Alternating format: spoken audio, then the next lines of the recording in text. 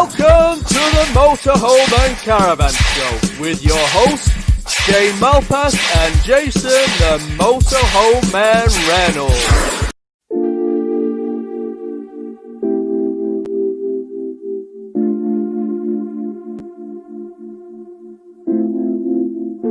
First of all, it couldn't be your fault. When this life of mine will fall, it will always be my call. Trying to throw this shade on me, like they all hate on me. Don't bring that rage on me. Why they throwing shade on me, like they ashamed of me. I thought, what age are we? It's warm outside, and we all want shine. Bet you nobody in the city could stay in the crib this time. Whoa, got pics on the way like a vacay. Shoot photo with the AK. Got friends by my side, trying to have a great day. Then I wonder why they throw shades. Yeah, but it's all on me. Let them roam free like a European. Yeah, see me pick up the phone like I'm trying to holler home, starting to act like E.T. Yeah, rock them shades, now they can't see me. Trying to run away, but I'm not speedy. Need no fake, I just want what's real, and I ride that way till I'm free. Yeah, this shade on me, like they all hate on me. Don't bring that rage on me. No rage. Evening. Good evening, how was one? I'm all right. Another night, another Sunday, another show. I know.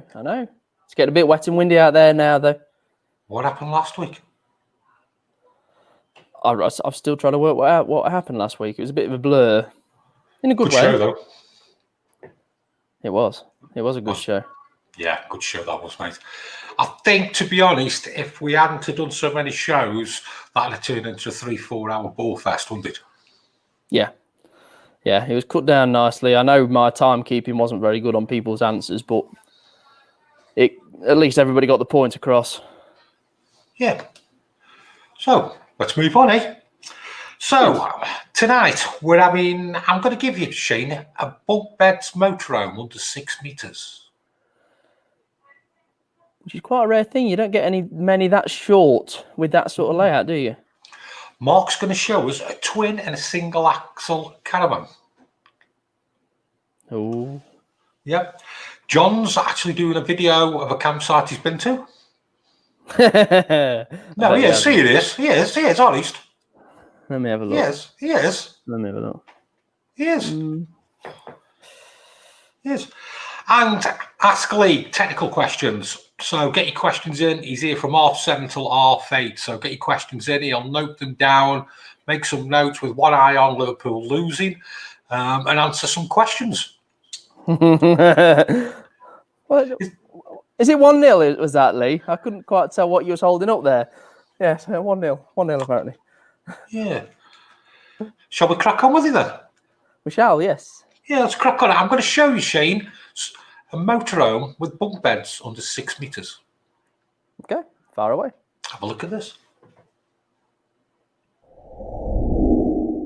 Yeah, in the stove, on the corner of my road. I should've took the boat. Yeah, I could've took the boat. Yeah, I'll be in a fuss. All my friends going up. Yeah, who's the real plug now? Look what we've just added. Auto Trail XL 600. It's a 4-berth with 4 belted seats, and it's just under 6 metres long. It's a 2.2. So it's a chain, not a cam belt.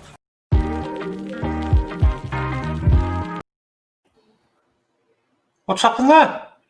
John. Whack it back on again, mate. Sorry. That was my fault. I was trying to rename a video. See, we are live. Right, let's try again. So today I'm going to show you bunk bed motorhome under 6 metres. Yeah, in the stove, on the corner of my road. I should've took the boat. Yeah, I could've took the boat. Yeah, I'll be in a fuss. All my my friends going up. Yeah, who's the real plug now?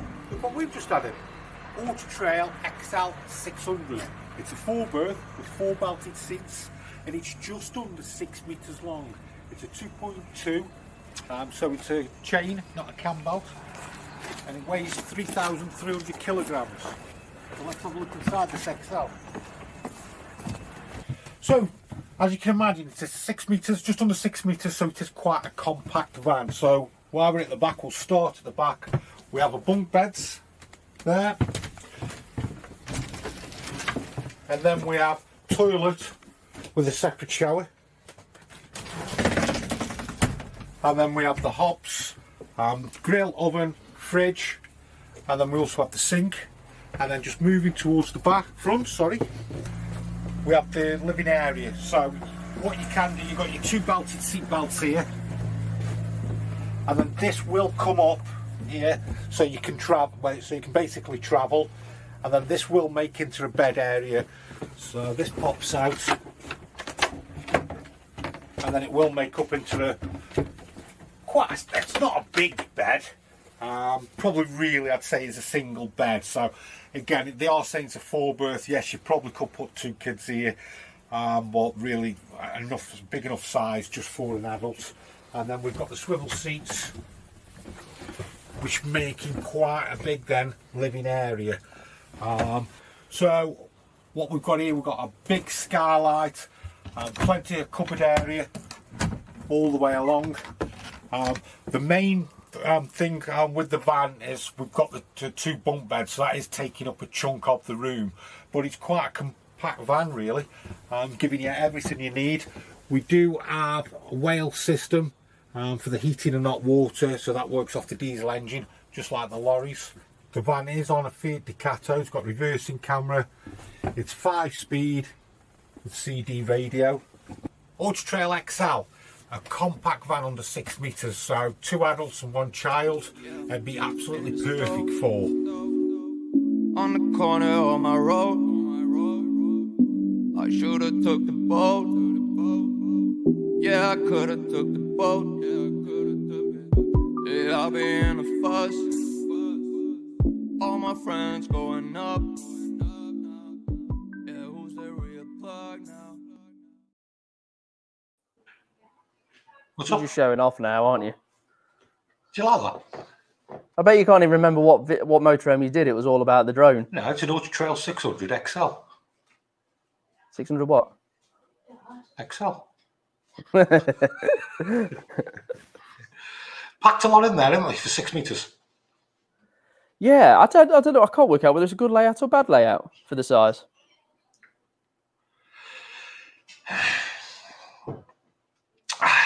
It's a good compact van, mate. Yeah. Yeah, that bed at the front, it's probably really only a single, to be honest with you, or for 2 small kids. I guess it depends if you don't mind bunks. So, just a different option, something I've not seen before. No, you don't come across them very often, the XLs, because obviously they weren't around for too long. Probably 4 years, something like that, 08 to 12, if I was to guess off the top of my head. Yeah. Also means that we're not popular then. I'm just trying to think what it had been replaced by. Well, there we go. Tribute, maybe. Tribute. I think they were replaced by that, I reckon. There we go. Do you want to shall we have a look at the caravan then? Yeah. Who do we need for that? Mark? Oh, hello, evening. You got any caravan news? There's a little bit out there at the minute, actually. Not great news, in all honesty, because Lunar Caravans, I don't know whether you've heard, there's still a bit of a thing with furlough pay. It doesn't seem like the employees have been getting the furlough pay. Lunar Caravans, and this is all hearsay, this is just sort of what's out there at the moment, so it's not coming from the horse's mouth. So it is hearsay, but apparently they're not getting paid, they're getting the furlough pay. I've not seen any news of new 2021 Lunars out there yet, so if anybody has, please be out there. But yeah, that's a bit naughty, to be fair, because they've only just been taken over. And I thought, oh, this will be a nice new start for Lunar. It'll be a good fresh, but it hasn't been the best of starts. So that is naughty, isn't it? yeah, it's not good. It's not good. Moving on to a bit more positive. Coachman have rebranded slightly, so they've moved to the. I've got a feeling it was the Road to Freedom is their new tagline. They've gone completely fresh. They've been set in the ways a little bit, so they've tried to update things, come out with a new branding. They're actually doing some really good offers at the moment, up until 31st of October. So if you head over to Coachman, have a look at their new stuff. They've got some nice new designs. I think Jimmy's son now, unfortunately, Jimmy passed away some time ago. His son now is taken over the company, and he's moving it forward. He's moving with the time, so that's quite interesting to see, because they've always been not a massive build. They don't build huge amounts, but they build good vans. They do build really good vans, so that'll be interesting. Are they owned by anybody, Coachman, or are they standalone? It is the Hibbs family, yeah. So it is that family that sort of own the company. There might be other investors as well, but it's sort of Jim Hibbs' son now that sort of fronts it, and he's pushing it forward. So, and then another little bit of information: Practical Caravan. Obviously, the NEC show isn't happening in October, so we're going to miss out on that. But Practical Caravan are doing the van live. That starts 12th of October. There's going to be live hauls, basically, where you can log in and go and have a look around new products. There's going to be UK manufacturers hauls. There's going to be continental manufacturers haul. There's a dealers haul. I just thought that's going to be dealer specials and I like accessories, so different accessories out there. Touring sites, and then the best of the rest. So that'll be quite interesting as a bit of a replacement, I think, possibly for the NEC show. And then going a little bit more again, sorry, fast and frantic, but news is still out there at the minute that the February NEC might be happening. Who knows whether that will? I don't know. I have seen a lot of manufacturers advertising that February show. Yeah, but I think there'll be wishful thinking. Yeah, just to say the least. Yeah. Yeah. I can't see. You never know. You never know. We can hope. What have you got for us then? We're looking at twin axle against single axle. I think we get asked this a lot with the caravan side of it. Should I? What's the difference? Can I go for a twin? Can I go for a single? So we're just going to point out a few little bits. We've got a Bailey Unicorn Cartagena. It's 2018. It's twin axle. It's a nice big van. Let's have a look then. Roll BT. So on this week's show, we're looking at twin axles against single axles. Our first caravan is a twin axle, which is the Bailey Unicorn Cartagena. It's 26 feet overall, so it's about 2 foot bigger than the biggest single axles out there. Let's have a look inside and see what difference we get being on a twin axle. So inside the Bailey Unicorn Cartagena, as I say, it's about 2 foot bigger than a lot of the single axles out there. So we gain on the front seating area, we get quite a nice long front seating area. We can actually use these quite comfortably as single beds. We've got a nice big kitchen area, so again we've got a fold-up unit on here and it gives us plenty of workspace, and again it doesn't feel claustrophobic. People can walk past each other while you're in the kitchen area and you're not going to be bumping into each other. Another big advantage on this is we get the big fridge freezer. It's not the slimline, it is the big chunky fridge as well, so we get that. And then into the bedroom area, I think Bailey actually had got me in mind when they built this van. Look at the bed, it's tiny, perfect for me, but maybe not for you, but only joking. The bottom on this actually folds up, and then there is a cushion that drops in. Again, you'd normally just keep this on the bed, so if you are that bit bigger, you have got the proper full-size bed. And then again in the washroom, we get a nice size washroom in there with a proper separate shower and toilet.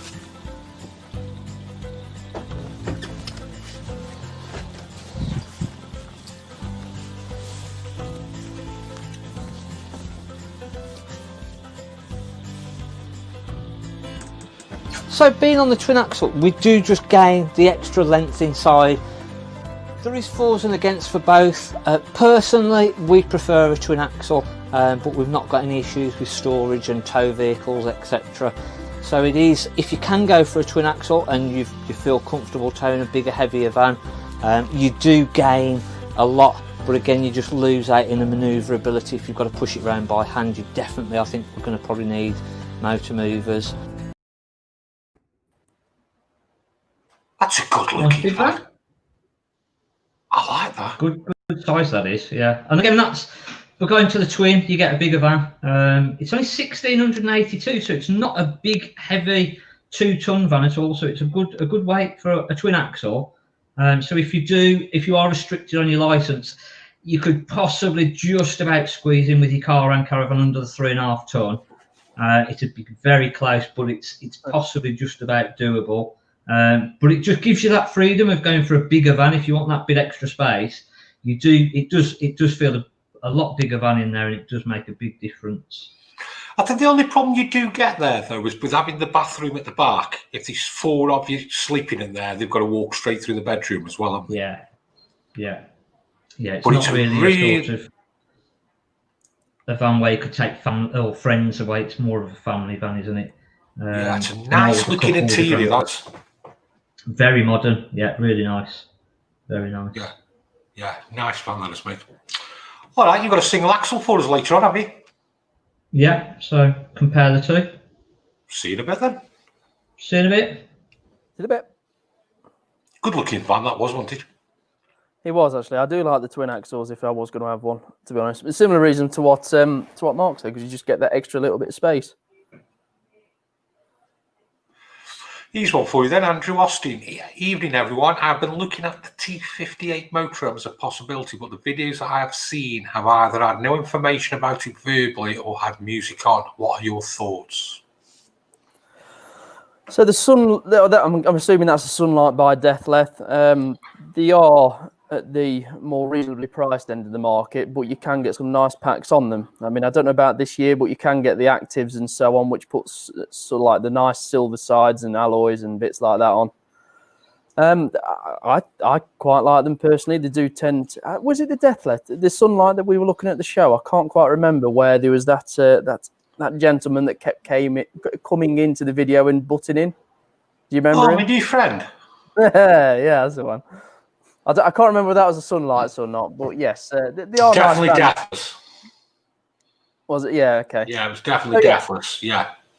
So they are nice vans. The reason why there's not many videos with any sort of sound is because people are lazy. I think that's the best way, isn't it? There's only us I do. Yeah. And Mark. Well, we've done the Death. Yeah, if you have a look through our history, we did the Deathless, didn't we? We would have done something possibly. Yeah. I don't know whether I ended up putting mine up because I couldn't bear to see him again. Yeah, I put it up. So yeah, there is a Deathless out there. If you have a look on my back videos, you'll find it. Hypothetically, I nailed that word. Thinking 65k to spend, would you go new or used motorhome?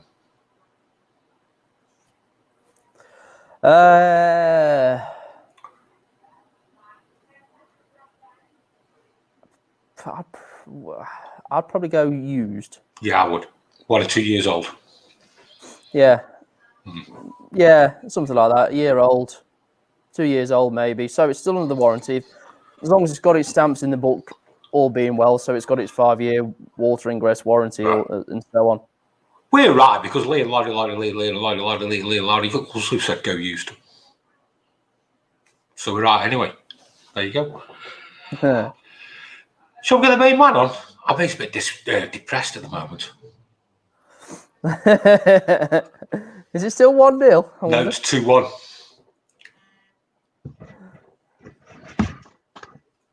It's going wrong. Is it 2-1, Lee? Aston Villa. Pardon?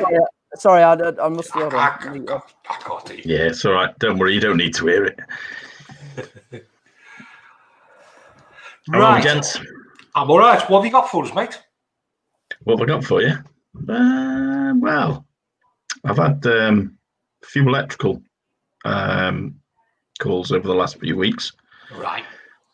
Now, the thing I've got is people get quite mixed up when they're talking about things tripping out.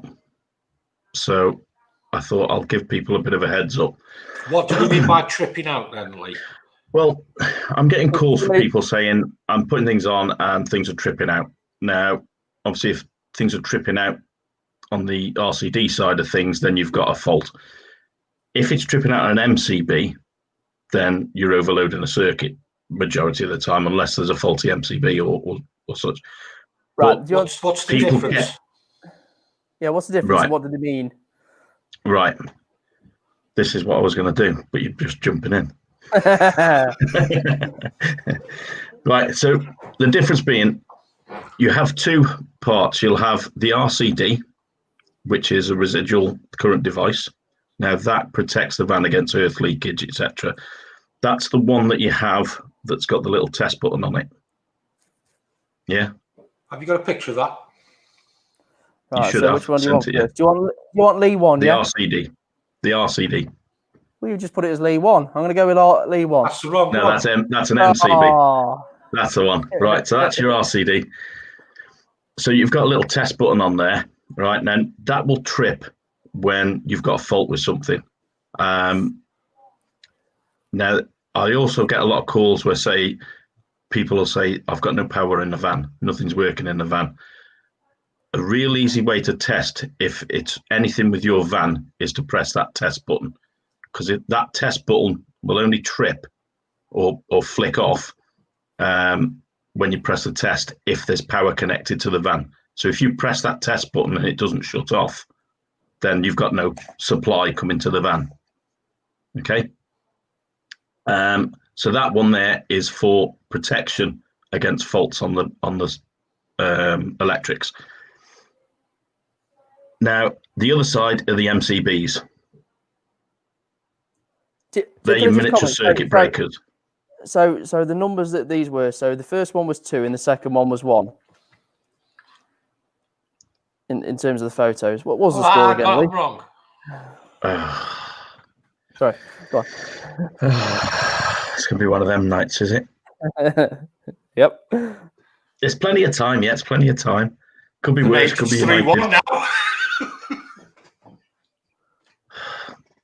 Right, I've got all night now because I'm not watching any more of that.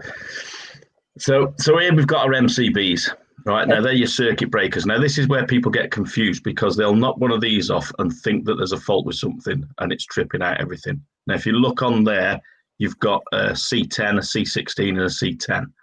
Now the 10s there refer to the overload. So you've got a 10 amp, a 16 amp and another 10 amp. Your MCBs should be marked up with what's on each circuit.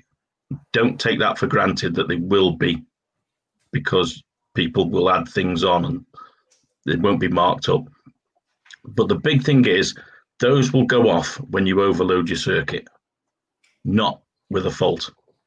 So when I get calls, circuit then, Lee? So say you've got a 3 kilowatt Alder system that's pulling around about 13 amps. Now then you go and flick on your kettle, which you've probably got a 2 kilowatt kettle. That's another 8 amps. All of a sudden you've got 21 amps of power trying to pull into the van. Now most posts are on a MCB like that, which is a 16 amp hookup. You will trip that off.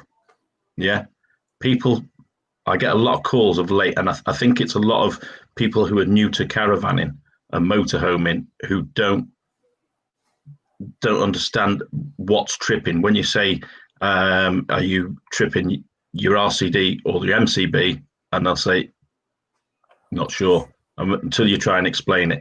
So I thought, just put them out there so people can realize the difference. That one there will 90% of the time be that you're overloading the circuit. The other one, the RCD, will be a fault with something on the system. Now, the best way to do that is to switch everything off electrically and switch each individual item back on until you get a trip. That will help you find out what is causing you the problem. So If we have an element go down on the fridge, it normally trips out the first one, doesn't it? The RCD, yeah. If you've got an earth leakage fault on it, I mean, you can have an element go and it just loses its resistance and it doesn't break down, so it just won't work. But if it fails and faults down to earth, then it'll trip your RCD rather than your MCB. If we've got our Aldi heating system on 3K, we've got the tally on, we've got the kettle on. We've also decided to put straighteners on and an air dryer on. We're overloaded, aren't we? Yeah, and the microwave. That's it. Yeah, there's a lot of people new to caravanning who are unaware of how much they can actually use when they go onto a site. I mean, there are still some sites out there that are still 10 amp, and straight away you switch a 3 kilowatt Alder system on and you're going to trip it out. But you're going to trip out an overload.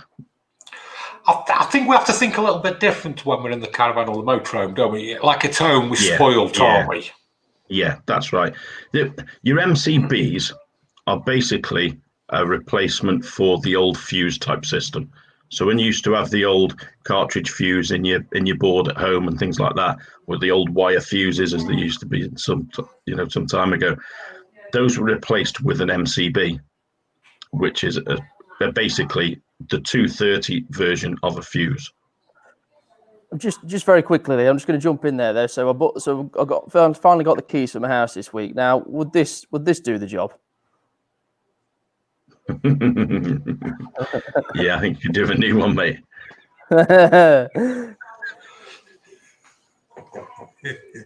So won't do the job now. So the moral of the story there, we can pretty much tell if we're overloaded or if we've got a fault. Yeah, that's right. And like I said, the other handy little tip from that is if you get into a site and you feel you've got no power coming into your van, press that test button. If it trips off, then yes, something's not right within the van. If it doesn't trip off, then there's a problem with your supply to the van. Yeah, we've basically got no power coming into the van.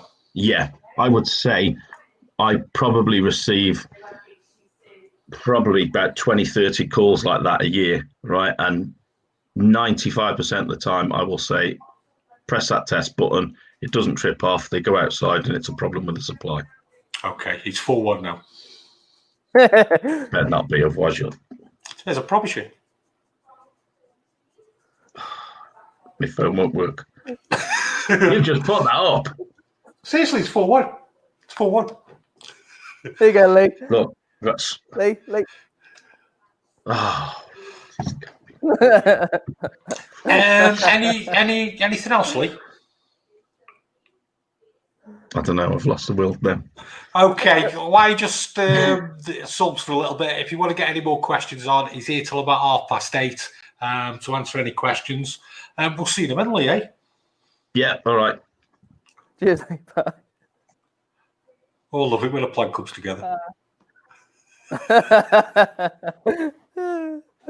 Oh dear. What do you guys use to dampen all the noise in your motorhome whilst on the move? Towels.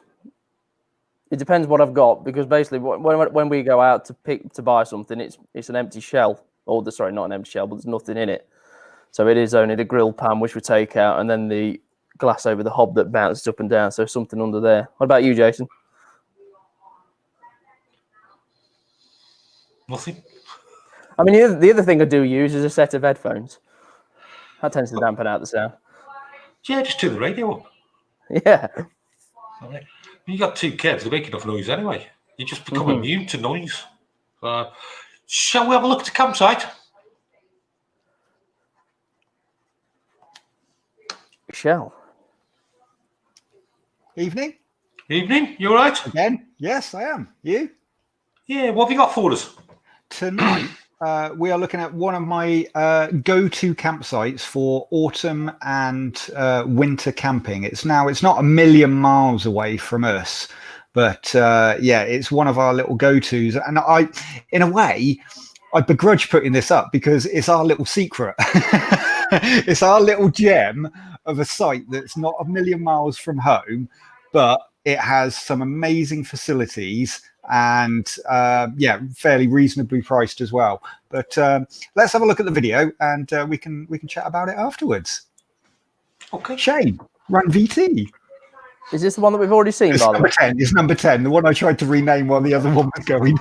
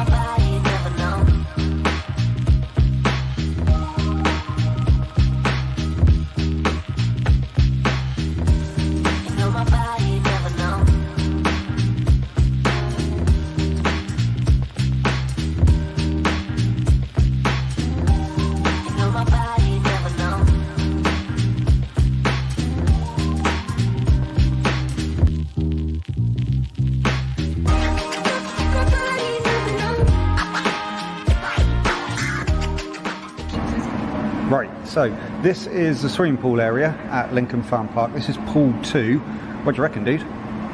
Very big. Very big. So just pan around. The pool is 1.3 meters deep all the way along.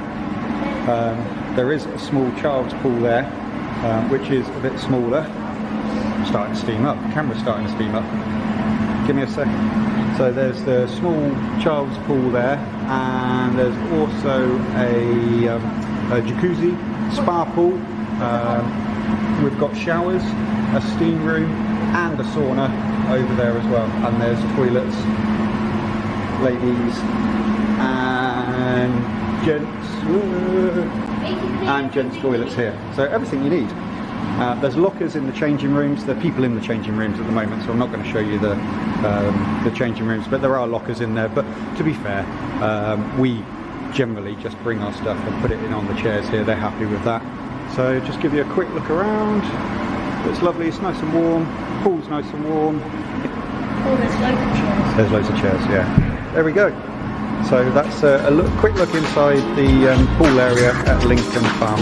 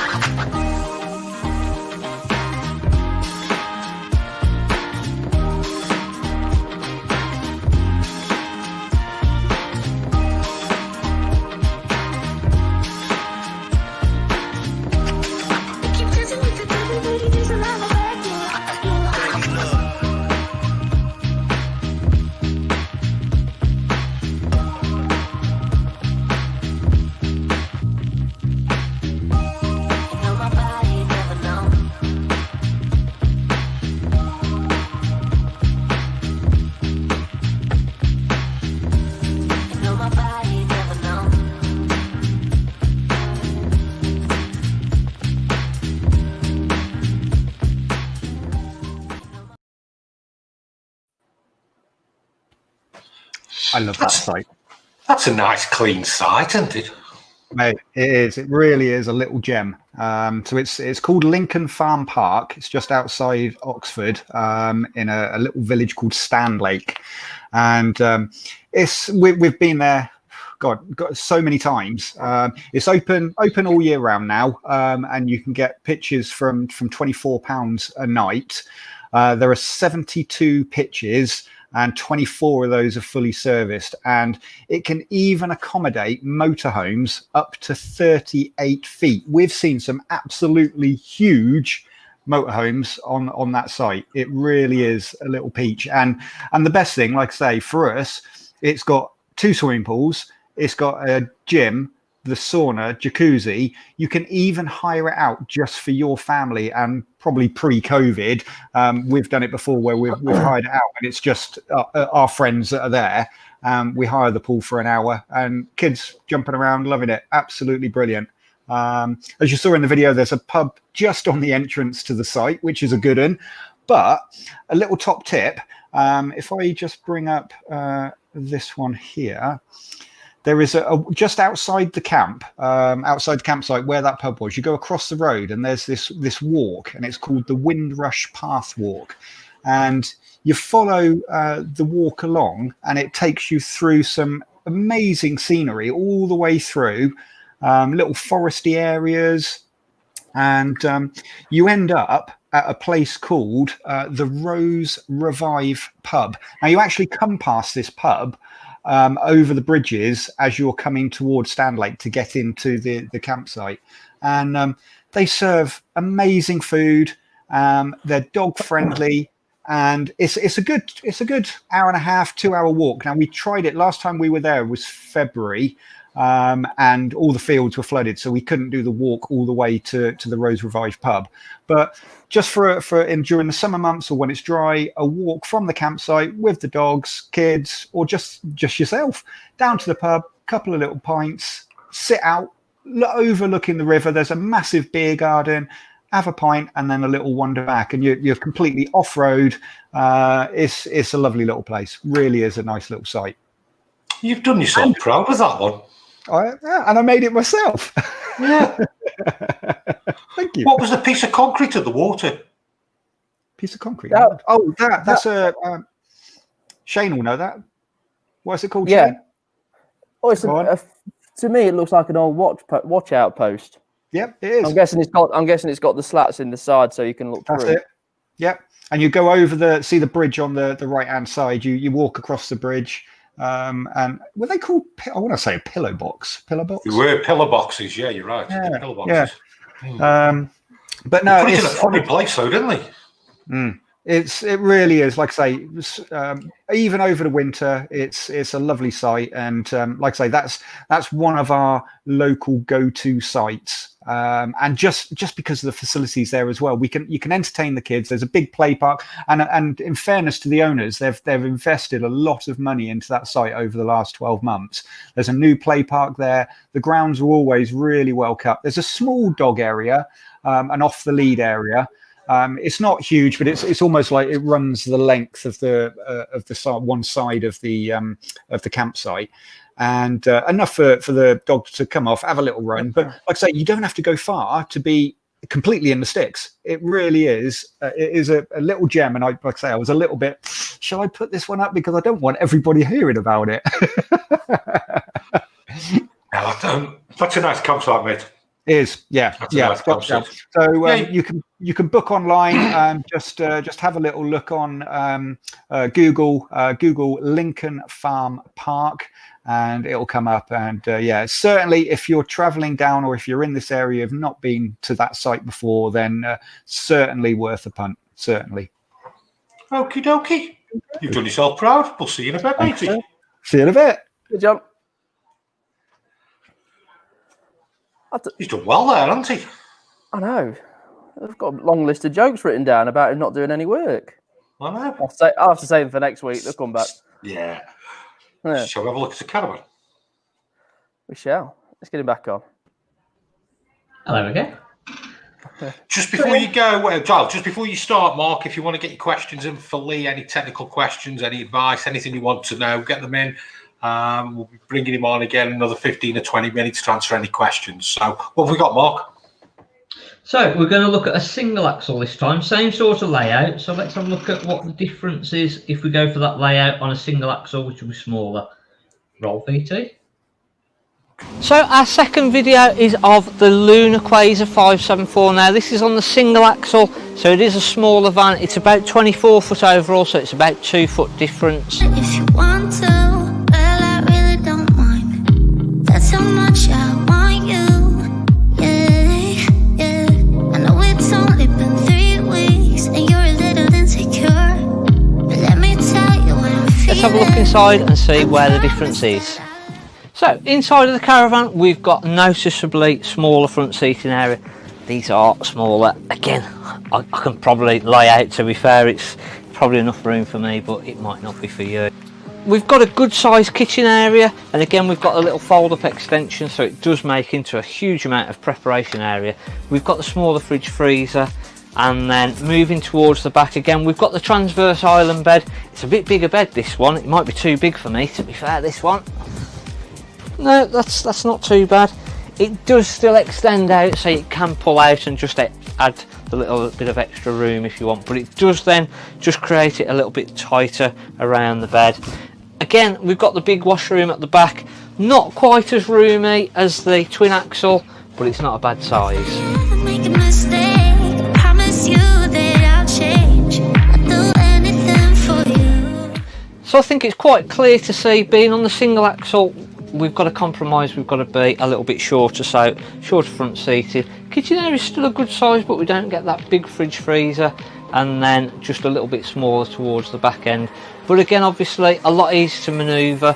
More cars are going to be able to tow this, so both vans really, fors and against.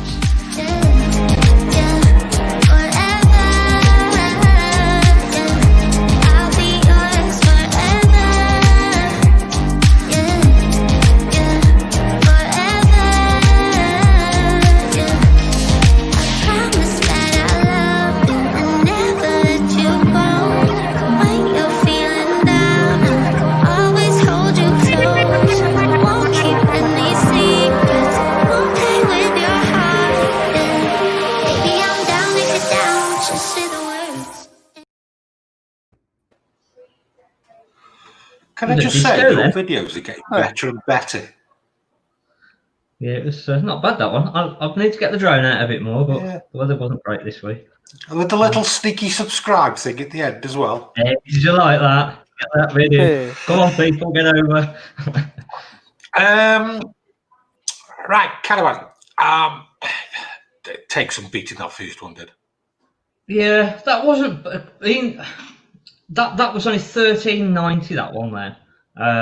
So again, I don't know. If you're restricted on your car, that was a good compromise. If you didn't want to go for the bigger van, because again, some people still sort of say, "Well, I don't want to be towing a big thing if I'm going around Devon or Cornwall and getting into the tighter little lanes and whatever. I don't want a huge van on the back." And that was a good compromise where you still got a good roomy van. It felt spacious, but again, it's all down to, I think, for me, I like the twin, but it's we tow every single day basically, so it's not any issue having the extra length. The problem you did though, you spoiled me with the first one. Yeah, I should have played that second, shouldn't I? Yeah. You can also see the difference in quality in the hatches and everything else as well. Yeah, massive. Yeah, again, I think. Mind you, to be fair, they were both lightweight vans for what they were, but the Bailey had just got the edge on the quality, really. And again, the lockers in that Bailey were huge, absolutely massive. It's a shame we didn't open them up, to be fair, to sort of show how big they were. They was absolutely huge. But that's what you get from having a twin. So.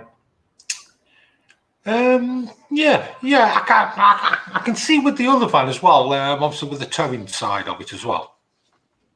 Yeah, it's everyone's different, aren't they, of what they needs, whether they want caravan, motorhome, and some people will go, "Oh, I don't really like the towing, but I can get away with a single. I feel more comfortable." But there is the other side where people actually say, "I feel more comfortable with a twin axle because it's more stable on the road." So it's a difficult one. I always prefer towing the tags. Yeah, it does. They do tow better. No, if you look at a lot of the new ones now where they've got the ATC, you've got the Alco stabilised hitch or the Wintroff hitch, the singles tow pretty well anyway as well, to be fair, but the twin will always have that edge. Two good videos there, mate. Cheers. Right. What have you got for next week? I might do a single bed. I've only got one single bed at the minute, so I might mix that up with something different. I noticed somebody in the comments said, "Oh, we like single beds. It's more roomy, a bit more spacious." So I might try that next week and see what I can put with that. All right, then, mate. See you in a bit. See you in a bit. Cheers, Bob. Now, you never actually told me what motorhome you're going to do tonight. Well, I thought it was quite fitting because we were doing bunk beds, weren't we? And the motorhome that I was going to do was rather damp. Oh. So we didn't end up going to buy it. So I thought, well, because that was a bunk bed model that we was going to. So I thought, what better to talk about than how to damp test loosely? Okay. Because there's one thing I do see a lot on Facebook forums is what damp meter do you buy and how do you damp test and do you need to do a habitation check every year? And for me, the answer is yes. So I'll just show you a little bit about damp on this video. Okay. Okay, so today we're talking damp meters. I'm going to start off with the damp meter itself, and we have the Protometer Survey Master. So this is one of many that you can get. I think last time I looked, they're just over £400. Sounds a lot, but damp is a lot more expensive than that. Trust me, I'll show you a few examples shortly. So, first of all, we've got the Protometer Survey Master itself. We've got the on button and a hold button, and that also switches between the two modes, which is the scanner, which is on the back, which is basically touch. So as you can probably see, it's showing 999. That's basically 100% damp, so very moist indeed. And we don't like moist in motorhomes or caravans. Certain situations maybe. So, and then we've also got the arrow there. Now that changed it to the pins.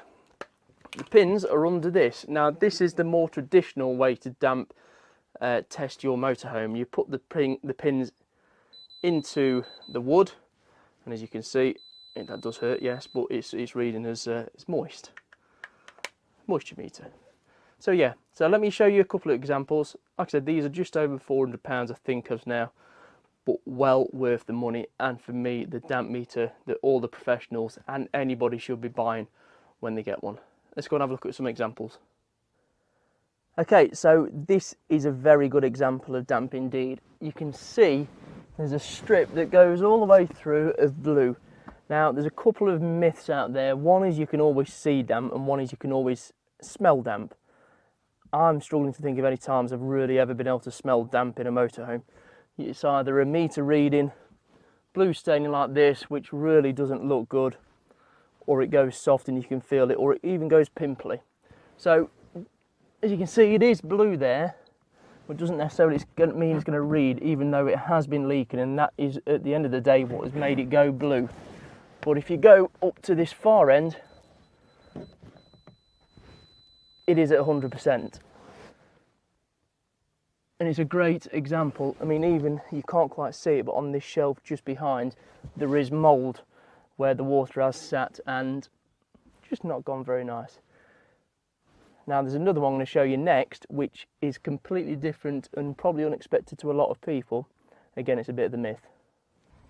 So yeah, so with that switch, something I will just add to that, there was a quote from Marquis to fix that repair. There was about £3,500 just for that over cab section. Now if you think about how much that damp meter is at just over £400, it's a lot more just to get that sort of damp done. And then when you do end up peeling it back, you don't know what else you're going to find, because sometimes you can keep going and keep going and keep going, and all of a sudden there's a hell of a lot more than £3,500 worth of damp. So, next one I want to talk about is aluminium chassis. Bailey do the Alutech, which you'd think, because there's no wood in the sides, that it's not going to get damp. But let me go and show you. So no, before you say it, I'm not the gremlin under the bed. That's the damp. So if I get my meter here, which is on, and it's on the scanner, and I put it into the corner, it's showing at was 100% across that back rail.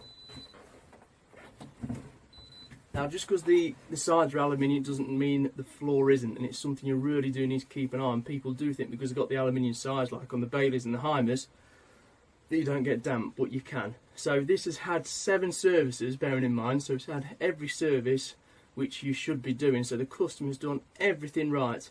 And last year, they even reportedly had their floor replaced by the selling dealer, which, by the sound of that hasn't been done. So even though this is a bathing, it's not the best example, but this is what you want to be doing in most motorhomes. You want your damp meter, you want it on the scanner, and you want to be going through all the walls, going every little bit that you can see in the cupboards down the side of the toilet, pretty much every single sort of wall you can think of. The best advice is to get really close up to where you can imagine the joins are on the outside, so you know, the roof into the side or around the windows or the floor and so on. And that's how you check for damp.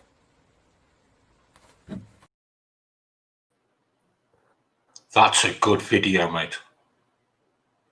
That's a good video. Can we just, while we talk about, let's bring Lee in onto this one, mate. Not bad, that, Shane. Not bad. Grumpy. You think it's my job? Grumpy. What's your thoughts on that? What, a damp Bailey? Typical.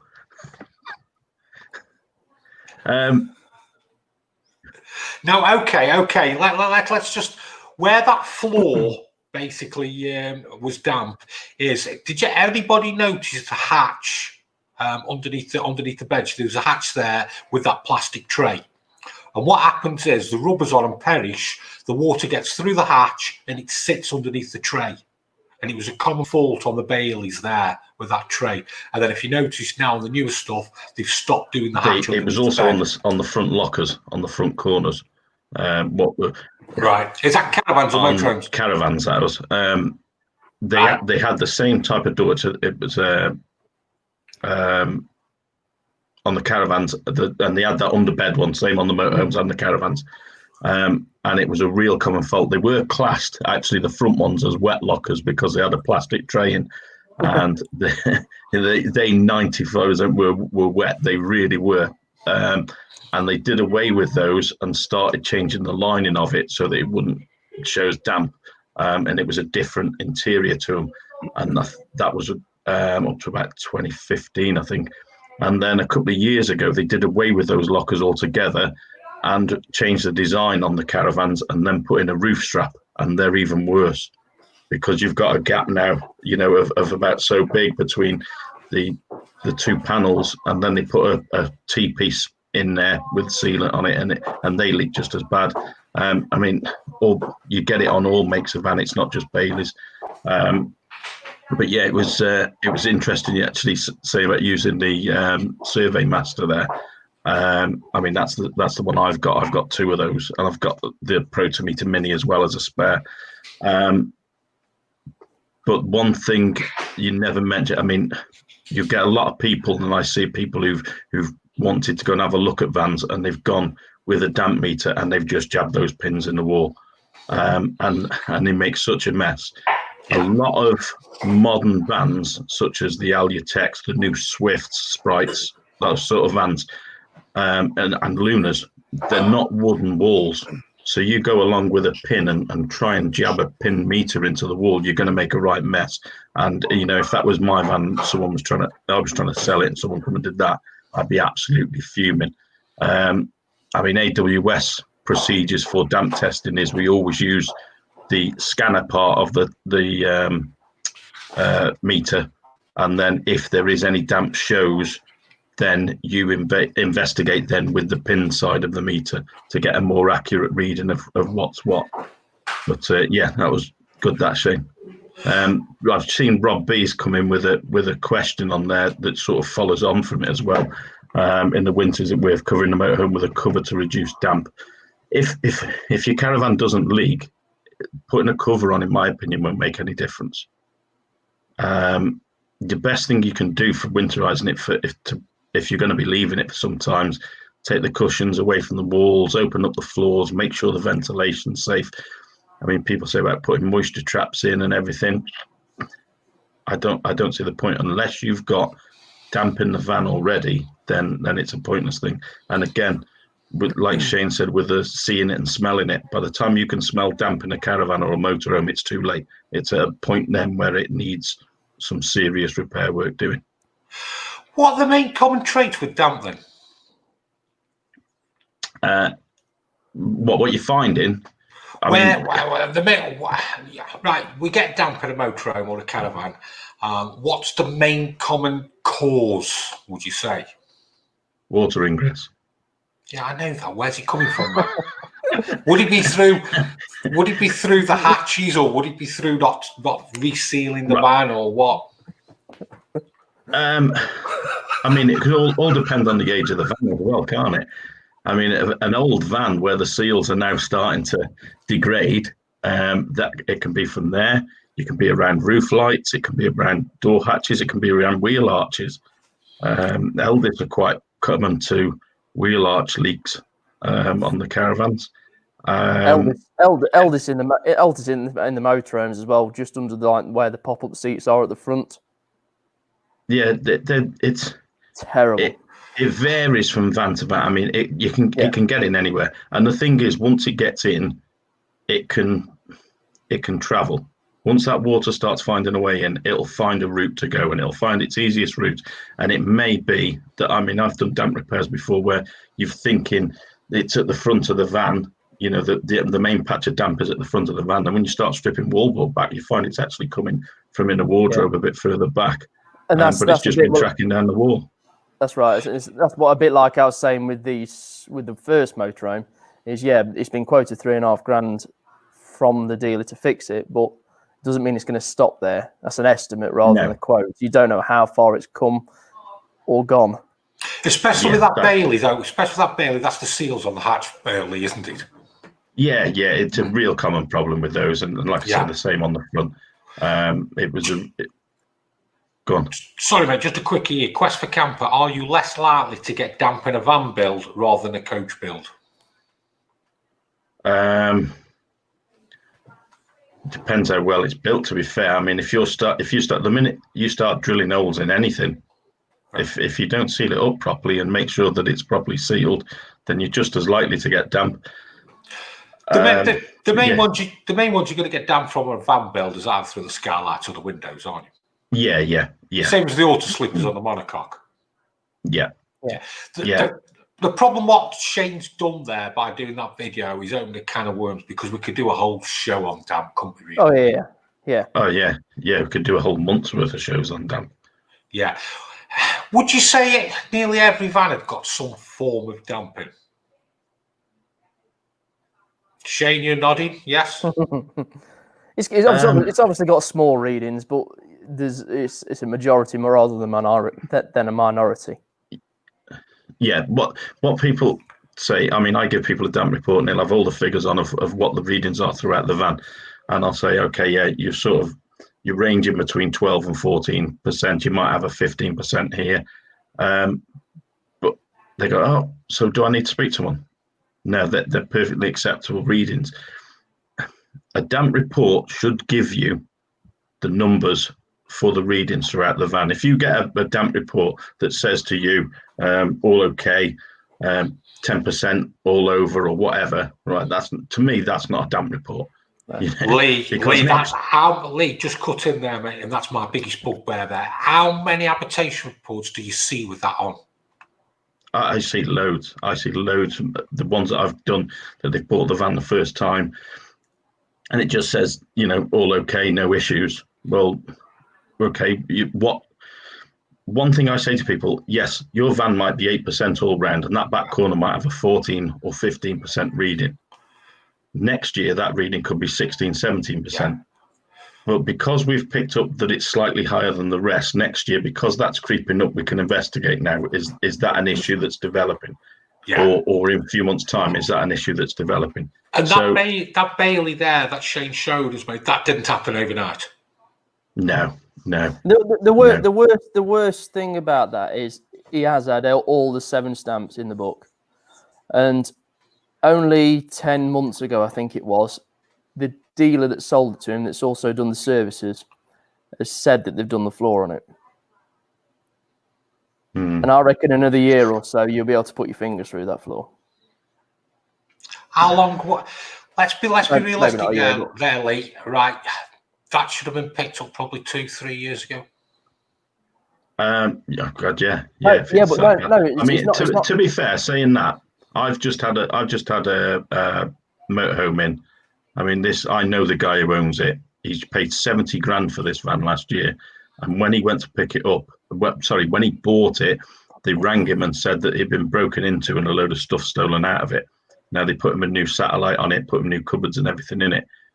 He used it a couple of times, and then it's been stored all year. He's not used it until about 3-4 weeks ago, when he decided to get it ready to go and do the North Coast 500. He's got in there and there's water dripping on the table. Right now, that van has been sat for about 8 months since he last went in it. The wall is bubbling and it's soft to touch. So that wall is, it needs replacement. It needs work doing to it. So if you've got quite a bit coming in, it can do damage quite quickly. Well, there's a lesson to be learned, though. Really, you should be checking your van every month, shouldn't you? Oh yeah. So, a bit like I said in the video, I know that damp meter, the Protometer is Survey Master, is 400 odd quid, but just above that cab on that first motorhome, they were quoting 3.5 grand. So that's more than paid for itself, and just run across it every month or something like that. But we're just going to run through a quick fire questions for Lee. Quick answers. Can a damp test be done on a day that's raining outside? Yes. Yeah. Otherwise, most days I wouldn't be able to do one. A dealer will tell you that you can't. You've got to bring it in and you've got to acclimatise the van to the inside. I mean, I've actually been to a dealer where they've told me that, and I said, okay, if that's the case, you're getting a false reading because the van spends its life outside. Yeah. So. Okay. Next one, could it be broken seals on the motorhome that makes it damp? Yeah. Does it sound about right? Gary Squire, Swift Caravans had a problem with the roof cracking at the back corners. Yes, they did. They actually developed little pieces that you could bond over the actual crack, so you didn't have to replace the whole rear panel. Okay. This is referring back to the eldest. So the fold-away seats at the front, the ones with the pop-up 3-point seats. Yeah. You've seen them. Yeah, we've had a few of them where it's if you'll just see it in this stained blue as well. They don't just have our readings, but they stain blue. Available today, Mark has damp videos. Maybe caravans are more damp. Let's bring Mark in on this and then just quickly cover this then now. There's another show on this, Lee, isn't there, really? Yeah, you could, yeah. It could go on forever and ever, couldn't it? What's your thoughts, Mark? Yeah, I think they're all built by hand at the end of the day, aren't they? They're not built by machines. They're put together by people. So let's go again. Oh dear. I'll just find another football team, to be honest. So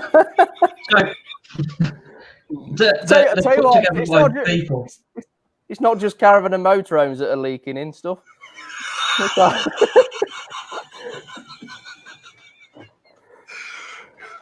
I think that back four needs a reseal.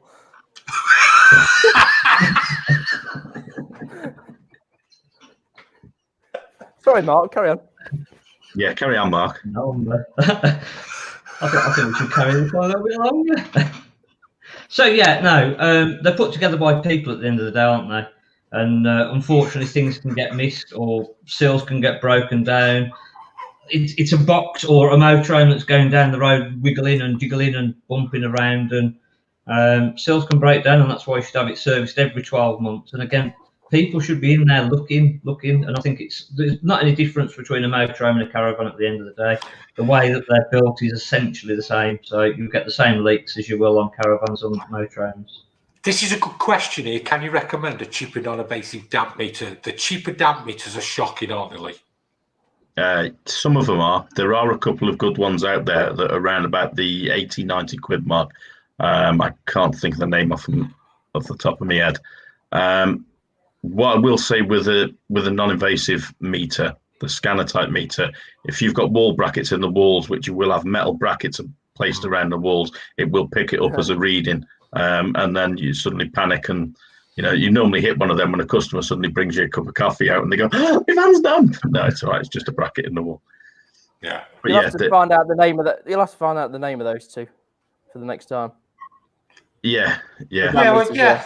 Do you want to just get John up and we can wrap this up? Say again, sorry. Say again. Do you want to just get John on? Yep. Nope. Sorry. Okay. Do you check your van every week, John, for damp? No, but after Shane's video and listening to you guys just now, I've found that actually really interesting, and I like what you say. We could we do a whole show just on damp caravans, damp motorhomes? What remedies? Well, what can you do to prevent it? And like Lee says, is 400 quid outlay. I appreciate if you're in the trade, a £400 outlay for a proper damp meter is worthwhile. You have to have it in your toolbox. Whereas for Joe Public like me, I've got to be honest, I'm not going to spend 400 quid on a damp meter. But I'll tell you what we can do then. What might be interestingly, if we can come up with a little checklist of what people could do each month to check without having to drop £400. But I tell you what, just come in. I tell you what, though, Lee, if I had £1 for every time I prick myself with a damp meter, I'd be a rich man. Oh yeah, yeah. Have you done the reaching into a tight area and stuck it in the water pipe yet, though? No. I thought he was going to say reaching into a tight area and got a little prick. There we go. Sorry, Lee, cut you short. What were you going to say there? Yeah, Jeff Foster's just come in for a quick question there, asking what's the best way to store a caravan motorhome, level or down at the front or down at the back? That again, I mean, you can be causing yourself an issue there. If you're storing it nose down, you're letting all that water constantly run over the front end of the van.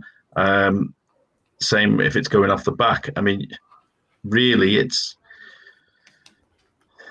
a difficult one to answer because if you're constantly having it running over this. Go on, Mark. Go on.